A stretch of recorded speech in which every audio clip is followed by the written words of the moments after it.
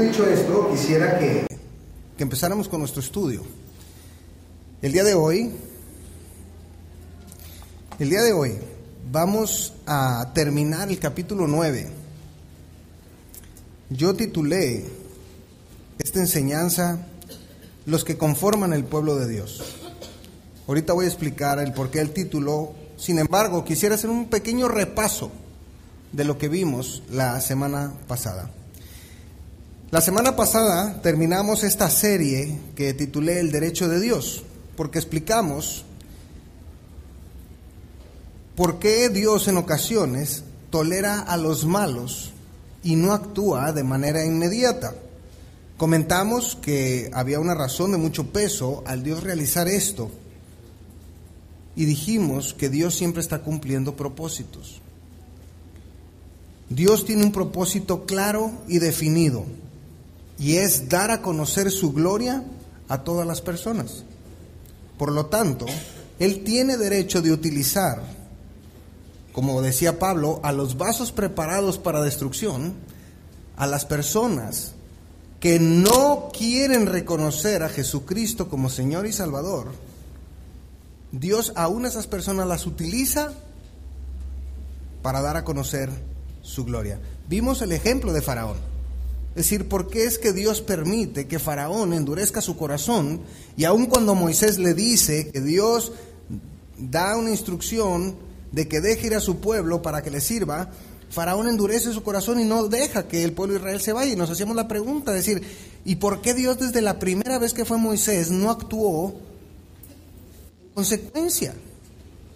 Porque Dios quería cumplir propósitos en la vida de Faraón, en la vida de Moisés, en la vida del pueblo de Israel y en la vida de los egipcios. Y así fue. 10 veces fue Moisés delante de Faraón pidiéndole que dejara ir al pueblo de Israel. 10 oportunidades de que Faraón se arrepintiera y reconociera que el único Dios vivo y verdadero era el Dios de los israelitas. Y él endureció su corazón.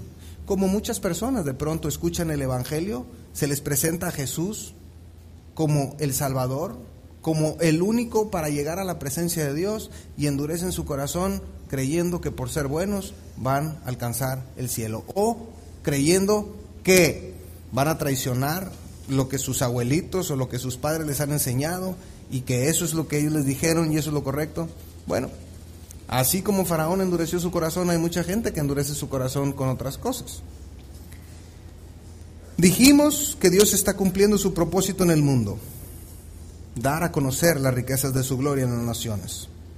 Y al estar haciendo eso, está preparando a otras personas para su gloria. Y explicamos que preparar a otras personas para su gloria es simplemente que otras personas puedan reconocer a Jesucristo como su Señor y Salvador. Concluimos diciendo que si estamos sufriendo ciertas situaciones adversas o ciertas personas, lo que tenemos que pensar en esos momentos de crisis es simplemente: Dios está en control y quiere dar a conocer su gloria a través de esta situación. Y eso debería de traer paz y tranquilidad a nuestra vida. No importa la situación que usted esté pasando, no importa si es una situación de salud, no importa si es una situación económica, no importa si es una situación con los hijos, no importa si es una situación en el matrimonio, no importa. Usted simplemente piense que Dios está en control y haga lo pertinente. Es decir, actúe conforme a lo que la Biblia establece. Ese es el punto. El día de hoy vamos a ver esta parte final del capítulo 9. Y yo siempre quiero recalcarles que entre la audiencia del apóstol Pablo en esta carta a la iglesia en Roma, hay judíos, hay israelitas que han sido enseñados en la ley de Moisés.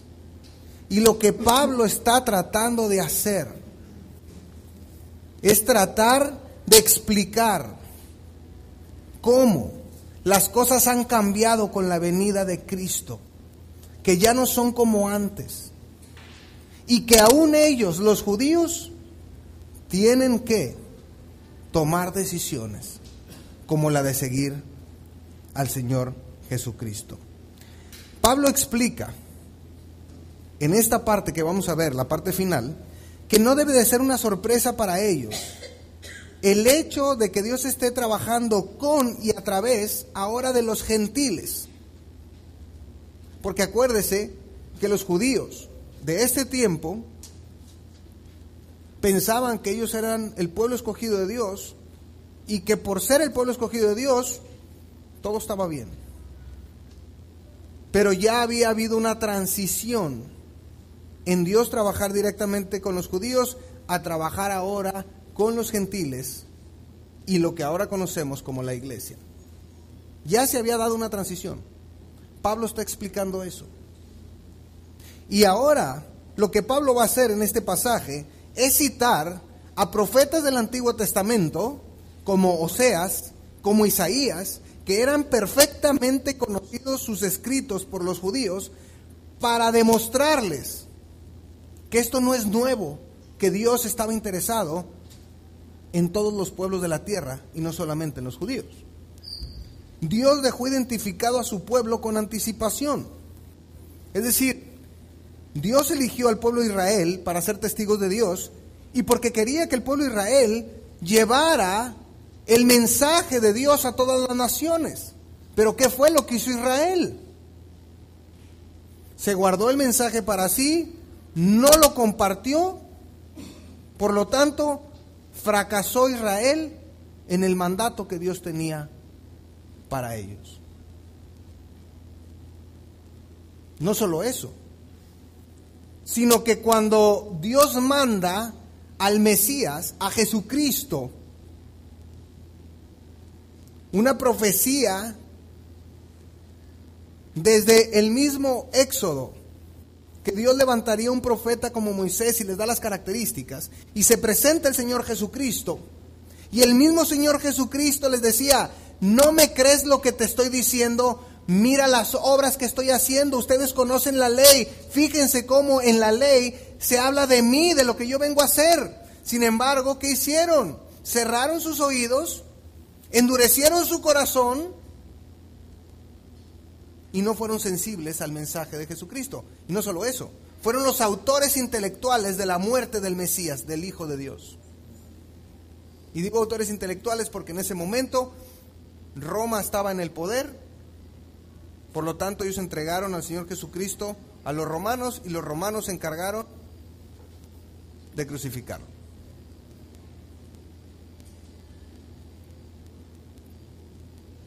Es por eso que Pablo establece: ¿quién es el pueblo escogido de Dios?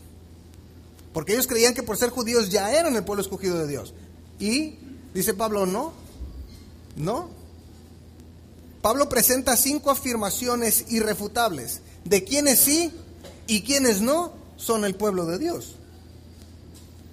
Lo primero que él dice, la primera afirmación de Pablo, la vamos a ver en Romanos 9:25, dice que el pueblo de Dios, según hablaron los profetas, se conformaría de personas de todas las naciones, incluidos los judíos, pero no solamente judíos.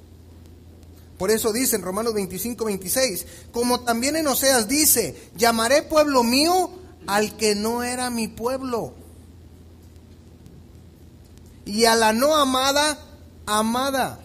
Y en el lugar donde se les dijo: vosotros no sois pueblo mío, allí serán llamados hijos del Dios viviente.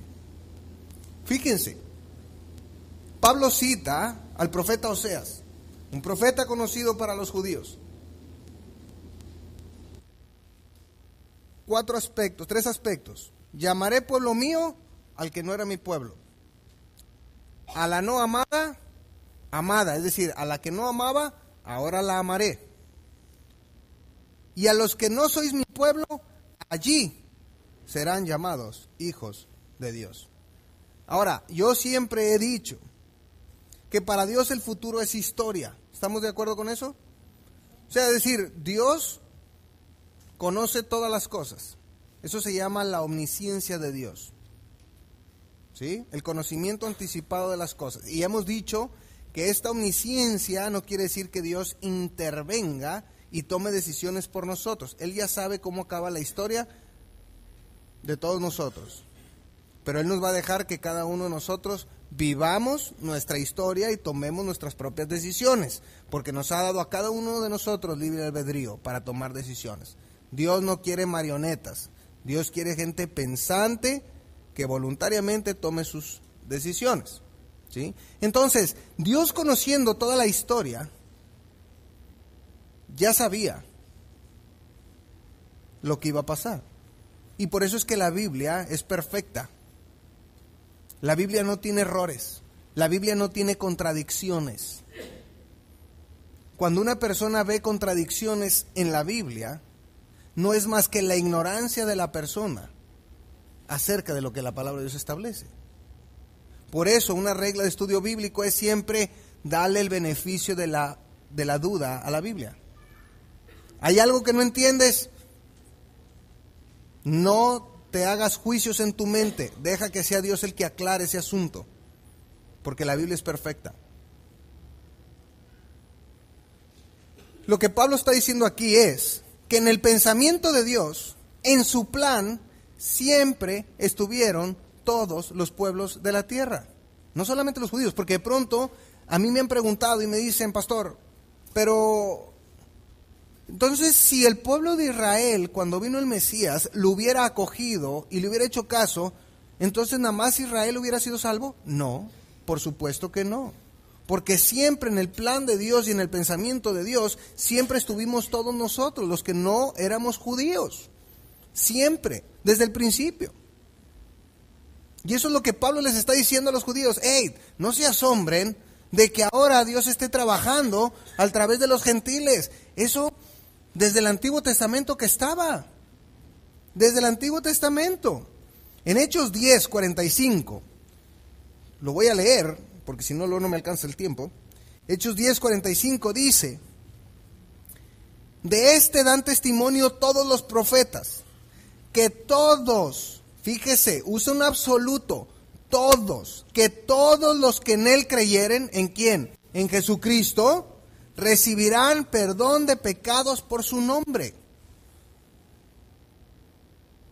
Todos tenemos acceso a la salvación en Jesucristo. El problema es que no todos quieren ser salvos. El mensaje está para todos, la enseñanza está para todos, pero no todos quieren hacer suya el mensaje y la enseñanza. Pero ese no es problema de Dios, ese es el problema de la persona que endurece su corazón.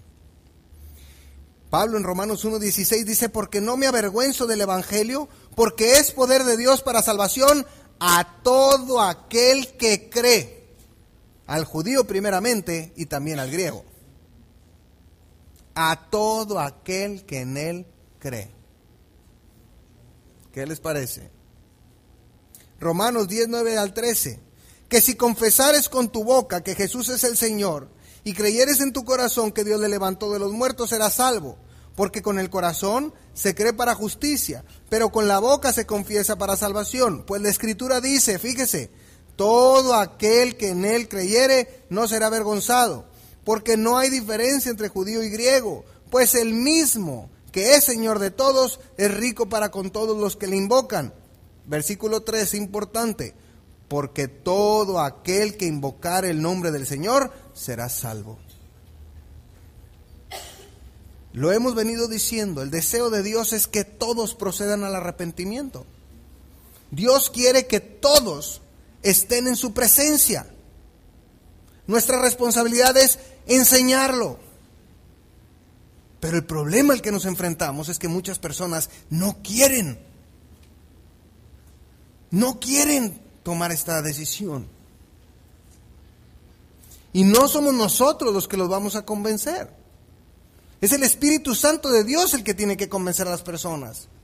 Pero sí tenemos la responsabilidad de hablarles y decirles, arrepiéntete, arregla cuentas con Dios, es el momento, porque llegará un momento donde ya no se puede. Es la responsabilidad que tenemos. Por eso si tú estás aquí por primera vez y alguien te invitó, es porque esa persona tiene carga en su corazón para que tú conozcas la verdad. Por eso siempre decimos, no estamos enseñando una religión, no nos importa la religión, para ser honestos. Queremos enseñar la Biblia y lo que la palabra de Dios dice. Eso es lo que nos interesa. Y que usted pueda ser un estudioso de la Biblia, que usted pueda ir a la Biblia, estudiar la Biblia y compartirla con otros. Eso es lo que queremos. Y no solo eso, sino que aparte usted pueda vivir las promesas que ahí vienen. Porque se vive muy diferente la vida con Cristo y sin Cristo. Una vida con Cristo es una vida llena de propósito, de metas, de objetivos, con visión.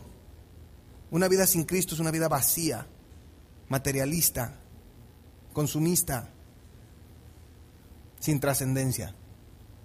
Eso es lo que Cristo viene a ofrecer. No solamente una vida eterna, sino una vida de propósito.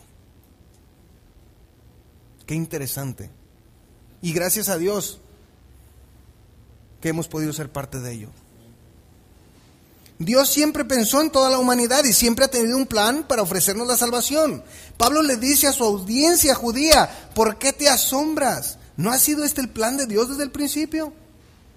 Y luego les aclara, porque la segunda afirmación es que el pueblo de Dios, que procedería de los judíos, no por ser como la arena del mar, quería decir que todos iban a ser salvos. La Biblia dice que solo un remanente. Hay quien piensa, fíjese, hay quien piensa,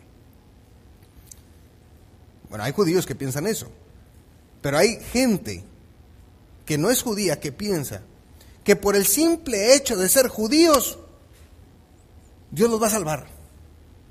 Claro que no, eso no va a pasar. Dios va a salvar a los que se pongan de rodillas y le reconozcan a Jesucristo como su Señor y Salvador. Punto.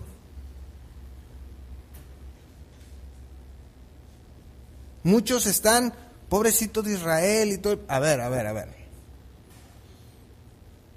Pobrecitos, se apartaron de Dios. Están viviendo las consecuencias de su pecado. Ese no es el pueblo escogido de Dios.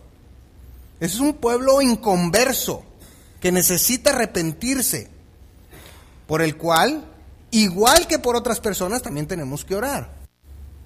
Como oraríamos por nuestro primo, por nuestro amigo, por nuestro esposo, por nuestra esposa, por nuestro hijo que no es creyente, también orar para que el pueblo de Israel se convierta.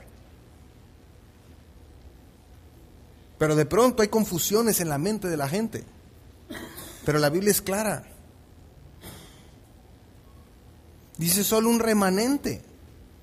Por eso dice Pablo en Romanos 9, 27, 28, dice, también Isaías clama tocante a Israel, si fuera el número de los hijos de Israel como la arena del mar, tan solo el remanente será salvo, porque el Señor ejecutará su sentencia sobre la tierra en justicia y con prontitud. Y yo quiero explicar aquí un poquito, porque aquí hay mucha enseñanza. ¿En qué contexto dijo el profeta Isaías esto? Bueno, él está hablando en el año 760 antes de Cristo. Para este entonces, Israel ya estaba dividido en el reino de Israel y el reino de Judá. Israel profetizó esto por espacio de 48 años y les estaba diciendo que venía la invasión babilónica, que iban a ser conquistados por Nabucodonosor y que solamente un remanente escaparía de eso. ¿Qué remanente? El remanente de los creyentes, de los judíos creyentes y fieles. Por eso Pablo está explicando que por importantes y trágicos que hayan sido estas dos dispersiones pasadas, hablando del reino de Israel, cómo fue llevado al cautiverio, y luego más adelante el reino de Judá, no era más que un anticipo de las consecuencias que traería para los judíos de este primer siglo, al que les está hablando, el rechazo del Mesías. Es decir, lo que Pablo les está diciendo, ¿les pareció trágico lo que pasó en el cautiverio de Babilonia? ¿Y cómo se los llevaron a todos cautivos? Bueno, no es nada para lo que están haciendo ahorita, rechazando al Mesías ustedes. Les va a ir peor. Y sabemos que una vez que la iglesia sea arrebatada, aquí empieza lo que Apocalipsis dice como la tribulación, que es un juicio principalmente para los judíos y para todas las personas que en su tiempo no reconocieron a Jesucristo como el Señor y Salvador. Entonces sabemos que lo que Pablo les dijo en el primer siglo, hoy en día está vigente. Y sabemos, por lo que la Biblia establece, que la van a pasar muy mal. Muy mal. Va a haber millones de muertos en esta persecución que el anticristo traerá para el pueblo de Israel principalmente, pero también para los gentiles. Esa es la realidad. Y déjame le digo algo. Eso dice la Biblia. ¿Sabe cuántas profecías de la Biblia se han dicho y no se han cumplido? Ninguna. Todo lo que la Biblia dice se ha cumplido. No así con Nostradamus, que solamente se ha cumplido el 10% de todo lo que él ha dicho. No así las cartas de Fátima y todas estas cosas. Es increíble que haya gente que le ponga más atención a los horóscopos y a las cartas que a lo que Dios dice. Es una ridiculez. Porque la Biblia, 100% efectiva. Y la Biblia dice eso que les estoy diciendo. Es decir, va a pasar. Y falta poco. Por eso tenemos que cumplir con nuestra tarea. Id y hacer discípulos a todas las naciones, porque ya sabemos que ese siempre ha sido el propósito de Dios. El problema es que así como Dios quiso utilizar al pueblo de Israel para que llevara la luz a las naciones, y no lo hizo, luego Dios tomó a los gentiles, conformó la iglesia y nos ha dado ese mandato. Pero ¿sabe cuál es el problema?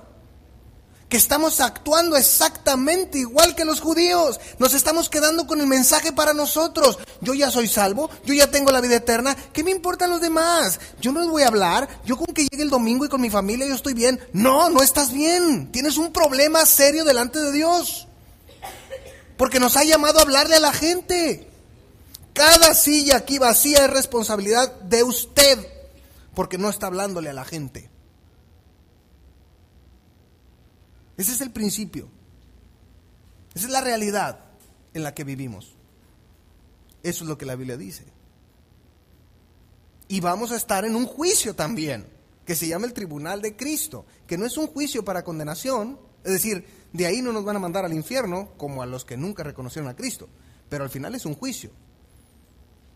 Y ahí nos van a tomar a cuentas, nos van a decir, ven para acá, Alberto, ¿qué hiciste en todo este tiempo? Tenías la responsabilidad de hablarle a la gente. ¿Por qué no le hablaste? A ver, mira a toda la gente que puse a tu alrededor. ¿Por qué no les hablaste? ¿Por qué no les influiste para bien en Jesucristo? Y va a haber otros que le va a decir, ¿por qué nunca saliste a relacionarte con gente inconversa? Te la pasaste en tus reuniones entre creyentes y nunca influiste en la vida de otras personas. Porque ese es otro tema. El trabajo, mis queridos hermanos y amigos, que tenemos delante de Dios es afuera de Filadelfia, allá afuera. Aquí venimos a capacitarnos para luego poner en práctica afuera. Qué bueno que nos reunimos, qué bueno que tenemos estas reuniones, pero todas tienen que tener un propósito. No nos reunimos por reunirnos. Tiene un propósito y el propósito es prepararnos para cumplir con la visión que Dios le ha dado a Filadelfia, pero esa visión está ligada con el propósito de Dios de dar a conocer su gloria. O sea, no está desligado. Entonces, qué bueno que tengamos reuniones, pero tiene que haber gente que acepte a Cristo. Si en esas reuniones no está habiendo gente que está aceptando a Cristo, tenemos que replantearnos si verdaderamente estamos haciendo lo que Dios pide. Yo ponía a los que les llega mis devocionales, de cómo Saúl, Dios le da una instrucción a Saúl y le dice: no quiero que dejes de Amalek nada vivo, acaba con Amalek. ¿Por qué? Porque traen cuentas pendientes conmigo desde hace tiempo, Saúl. Todavía no existías tú cuando estos ya me estaban poniendo piedritas en el zapato y me los quiero acabar. Y va a Saúl y deja vivo al rey y deja lo mejor del ganado vivo. Y cuando llega Samuel, le pregunta a Saúl: ¿qué has hecho? Pues nada más, obedecí a Dios. Ah, mira, la visión de las cosas de Saúl. Él creía que había obedecido a Dios. Y yo preguntaba: ¿cuántas veces estamos actuando igual que Saúl? Creemos que estamos obedeciendo a Dios, creemos que estamos evangelizando y haciendo discípulos cuando no lo estamos haciendo. Simplemente estamos en reuniones donde nos sentimos a gusto, pero ni hay gente que está reconociendo a Cristo como Señor y Salvador, ni hay gente que se está conformando en discípulos de Jesucristo, y mucho menos que estén llegando a la iglesia. Entonces, ¿cómo para qué? No, Señor, pues si yo tenía estas reuniones y aquí yo estaba enseñe y enseñe y enseñe y enseñe. Ándale, sí. Muy bien. ¿Y qué te dije? ¿Quisieras discípulos de quién? Pues de Jesucristo. Eran puros discípulos tuyos. Yo nunca estuve ahí.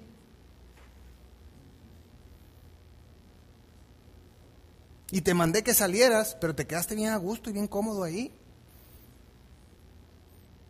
Y no te querías incomodar. No querías ir por gente nueva.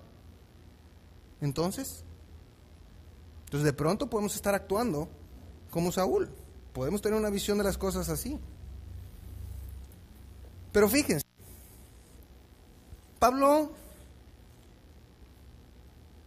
Isaías explica esto de la invasión. Y cuando se dio esta invasión de los babilonios sobre Judá, solo un remanente escapó, los creyentes verdaderos. Y Amós profetizó, otro de los profetas, Amós, viene en sus Biblias, aunque usted no sepa, ahí viene, ¿verdad? No es cierto, es broma. Profetizó de esto unos años antes, de cómo solamente un remanente escaparía. Y sabe que utilizó un ejemplo muy interesante, que a decir verdad, yo no lo entendía como ahora lo entiendo. Amós utilizó el ejemplo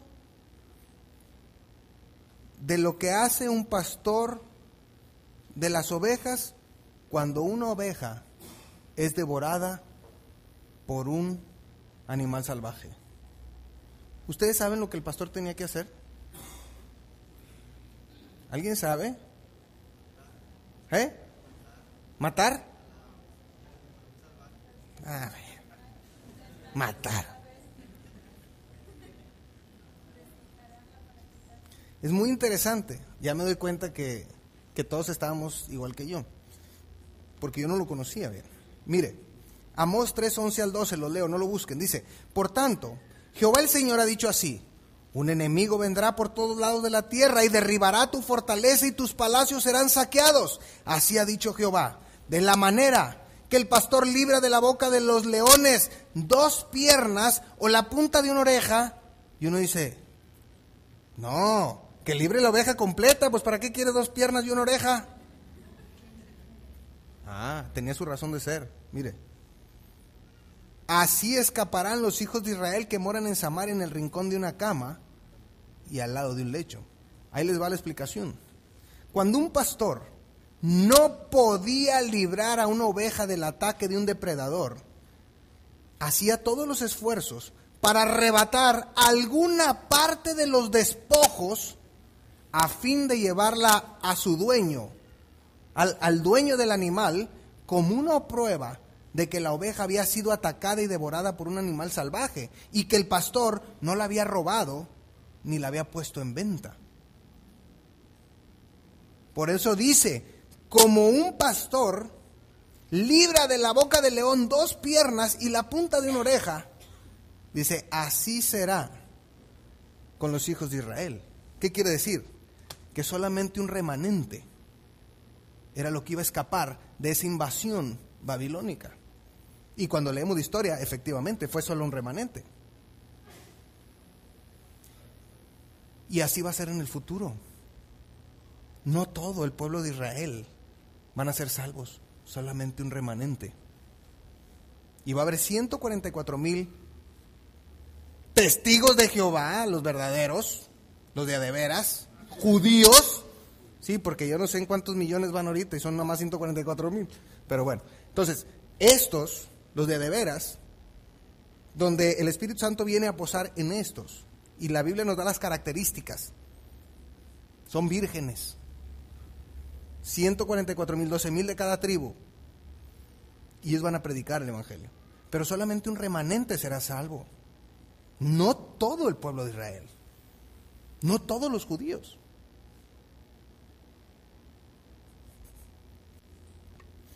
Amós utiliza esta analogía para explicar que solo una parte del pueblo de Israel, un remanente, escaparía del ataque de Babilonia. Pablo utiliza esta cita de Isaías y este evento histórico del cautiverio porque sabe que su audiencia judía conoce perfectamente la historia y lo que pasó. Por eso les dice, ¿te acuerdas? ¿Te acuerdas lo que vivieron nuestros padres? Eso que les tocó vivir, lo van a volver a vivir. Lo van a volver a vivir. Si ustedes no inclinan sus rodillas y reconocen a Jesucristo como el Señor y Salvador, eso que vivieron en aquel tiempo es peccata minuta de lo que van a vivir ahora. ¡Qué tremendo!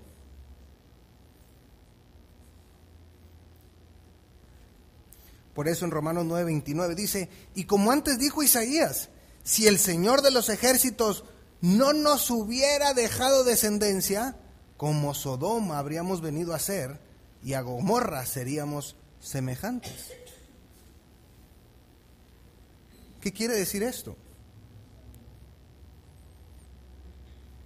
Dios en su misericordia, y a pesar de la incredulidad que vivieron los judíos en el tiempo de Isaías, así como también estaban viviendo en este tiempo de Pablo, de Cristo, dejó descendencia, es decir, dejó un remanente, porque si no, nadie hubiera sido salvo. Pablo cita a Sodoma y Gomorra porque fue un juicio divino, en el cual solamente Lot y sus 2 hijas sobrevivieron, por la gracia de Dios. ¿Se fijan?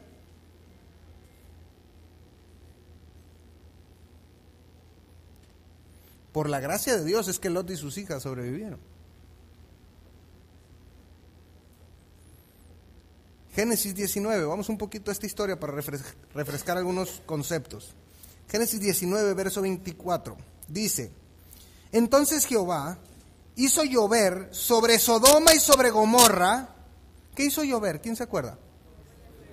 ¿Qué cosa? Azufre y fuego de parte de Jehová de los cielos, y destruyó las ciudades y toda aquella llanura, con todos los moradores de aquellas ciudades y el fruto de la tierra. Todo. Hay 2 palabras importantes: fuego y azufre. ¿Por qué digo que son 2 palabras importantes? Porque las personas que hoy no reconozcan, y me digo hoy haciendo referencia a este tiempo, que no reconozcan a Jesucristo como Señor y Salvador, judíos y gentiles, tendrán un juicio divino. ¿Y qué creen? Que pasarán la eternidad en un lago de fuego y azufre, como Sodoma y Gomorra. Y eso dice en Apocalipsis 21:8. Dice, pero los cobardes e incrédulos, los abominables y homicidas, los fornicarios y hechiceros, los idólatras y todos los mentirosos tendrán su parte en el lago que arde con fuego y azufre, que es la muerte segunda. Es decir, la muerte espiritual. Ahí ya no hay rajaderas. Ahí ya no se dobla rodilla. Ahí ya Dios no escucha. Ahí nada más se dicta sentencia. Qué oportunidad tan grande tenemos ustedes y yo de escuchar este mensaje hoy. Porque ¿sabe qué? La vida no la tenemos comprada. ¿Sabía usted? ¿Está de acuerdo conmigo en eso? ¿Usted puede garantizar que el próximo minuto usted estará vivo? Recientemente pasamos por una situación con un jugador ahí del club donde está Alberto, de fútbol americano, un muchacho de 20 años, jugó pues desde niño jugó ahí en este club y estaba desayunando con su mamá, termina de desayunar, se para, se desmaya y se murió. Un aneurisma. Así, 20 años. 20 años. Deportista. No tenía vicios, nada. De estar desayunando con su mamá, termina, donde se levanta, no sé si va al baño, no sé, donde se levanta se desmaya y ya, se acabó. Nadie tenemos la vida comprada. Cada vez que usted escuche el Evangelio es una oportunidad que Dios le está dando de que reconozca a Jesucristo como Señor y Salvador. ¿Por qué? Porque una vez que le llamen a cuentas, ya no hay para dónde usted se pueda hacer. Ya no hay.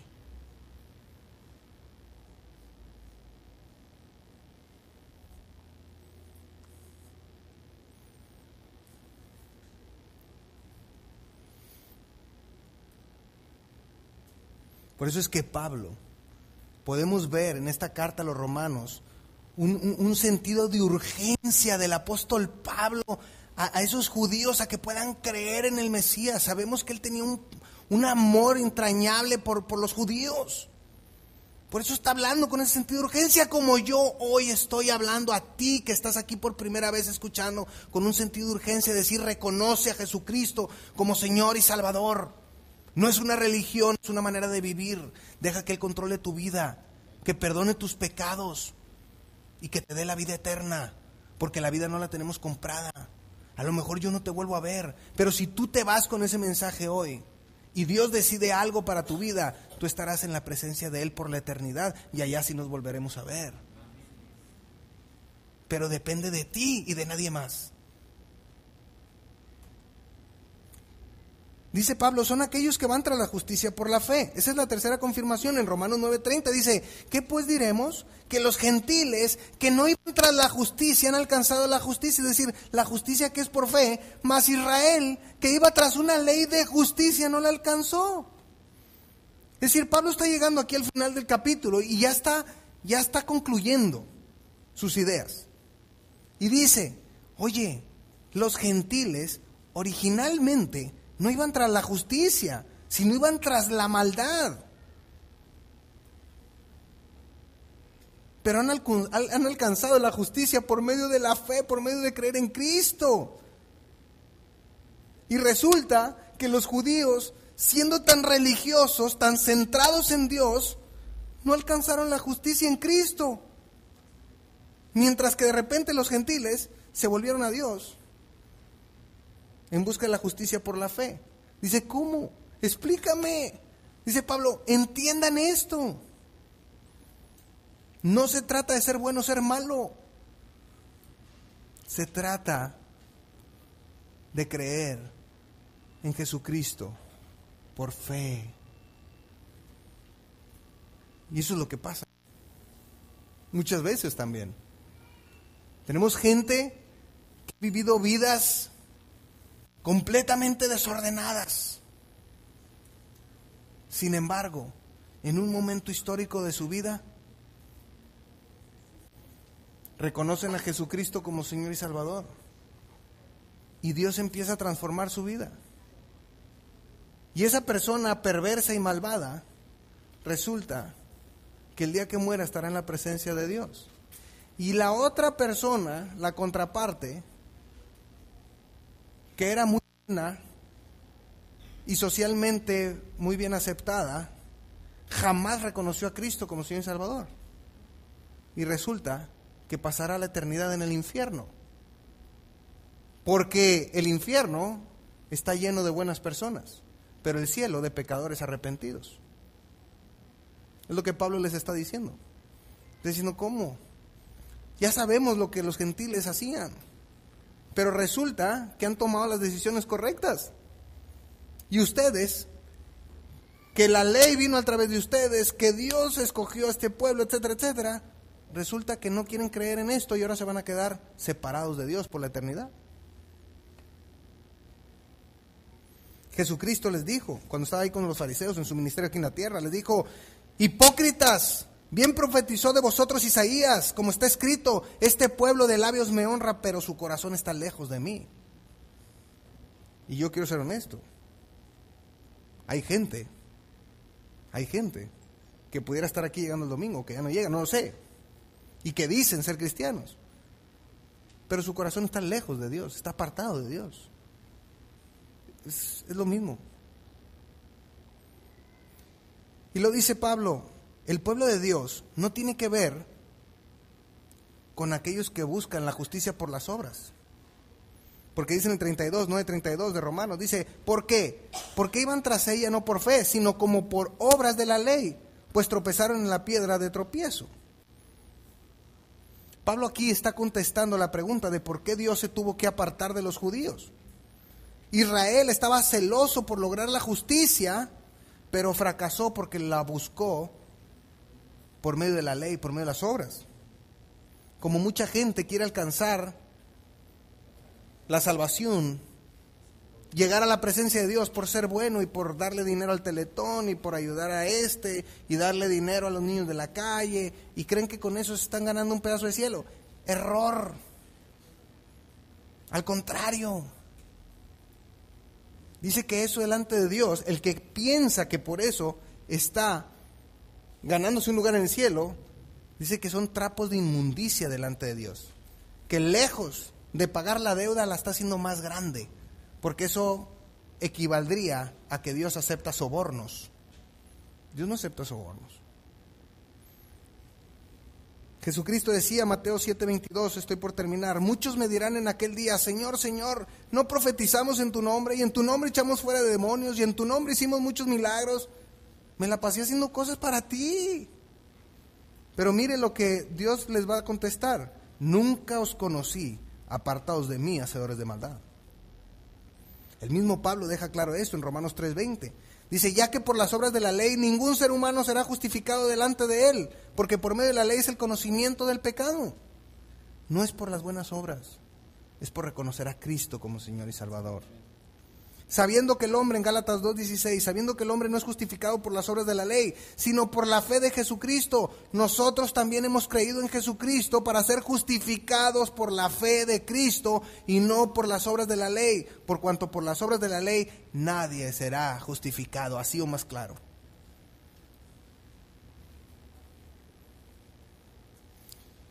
Es claro que por las buenas obras nadie puede ser justificado.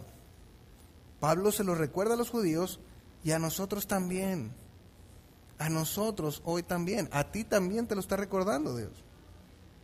Y lo último es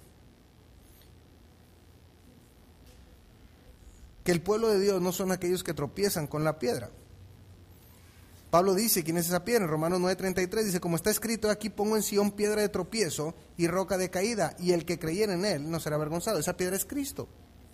La roca es Cristo. Entonces, ¿quién es quien tropieza en la piedra? Los que no reconocen a Cristo como el Señor y Salvador. Los que creen en la salvación por obras.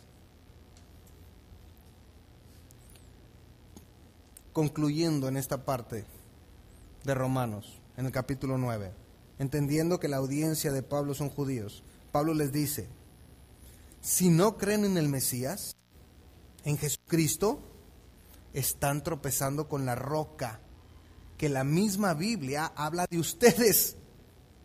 en los que iban a tropezar en la roca. Qué tremendo. Y la enseñanza para nosotros hoy es clara y sencilla. La única manera de poder ser justificados ante Dios es reconociendo a Cristo como Señor y Salvador. Punto. No hay otra manera. Y el día de salvación, dice Pablo, es hoy. Tú estás aquí hoy porque Dios te trajo para que escucharas este mensaje. Mi pregunta para ti es, ¿qué vas a hacer con este mensaje? Tienes dos opciones. Una opción es ser sensible a este llamado que Dios te está haciendo, porque es Dios el que te está haciendo este llamado, y reconocer a Jesucristo como Señor y Salvador. Y la otra opción es endurecer tu corazón, cerrar tus oídos y salir de aquí exactamente como entraste. Mi sugerencia es, quédate con la primera, porque la segunda, ya te puse un ejemplo de cómo un muchacho de 20 años con toda una vida por delante, siendo deportista sin vicios, así se fue. No vaya a ser tu caso también. Vamos a orar. Buen Dios y Padre Celestial, gracias te damos porque hoy terminamos este capítulo 9 de esta carta de Pablo a los romanos, Dios. Y aunque sabemos que el tema principal está hablando con una audiencia judía, hemos sacado mucha aplicación práctica para nuestras vidas, Dios. Como la de hoy. La salvación es por la fe en Jesucristo, por creer, por reconocer a Jesús como el Señor y Salvador. Dios, aquí hay personas nuevas, hay personas que han venido por primera vez y estoy seguro que los lugares de transmisión también. Pues es un mensaje que tú tienes para ellos. Hoy es el día donde pueden tener este encuentro de amor con Cristo, no con una religión, con una relación con el Señor Jesucristo, con tu Hijo que vino a este mundo a morir en la cruz para perdón de nuestros pecados y para darnos la vida eterna. ¿Qué es lo que tienen que hacer? Una oración sincera y honesta, personal, voluntaria, donde se reconoce que se es pecador, que se merece la muerte eterna, pero que han entendido que Jesús es el camino, la verdad y la vida, y que nadie puede llegar al Padre si no es por medio de Él. Y que lo reconocen a partir de este momento como el Señor y Salvador de su vida, y donde le pidan que lo gobierne. ¿Cómo sabrán que fue una oración genuina y honesta? Porque empezará a haber cambios en su vida. Empezará a haber un interés por congregarse, por venir a la iglesia. Habrá un interés por aprender más de la Biblia. Entenderán más de la Biblia y lo querrán compartir con otros. Eso es lo que ha pasado en la vida de todos nosotros. Y esa es una comprobación de que mi oración fue sincera y honesta. Pues Padre, si hay aquí personas que quieren atender este llamado, esta invitación que tú le estás haciendo, yo te pido para que hagan esta oración. Que no dejen de hacer esta oración. Porque vivir una vida en Cristo es muy diferente a no hacerlo. Y la trascendencia, pues es eterna. Quédate con nosotros, quédate con Filadelfia, Señor. Sigue ayudándonos en todos los planes y proyectos que traemos, tanto ministeriales como físicos aquí, como de misiones en otros lugares, Señor, para que tu nombre sea glorificado, para que estemos dando a conocer tu gloria en todas las personas, Dios. Bendice los diezmos y ofrendas, bendice estos proyectos que traemos de remodelación, Señor. Ayúdanos, hay todavía cosas que tenemos que hacer. Quédate con nosotros. En Cristo Jesús, amén y amén.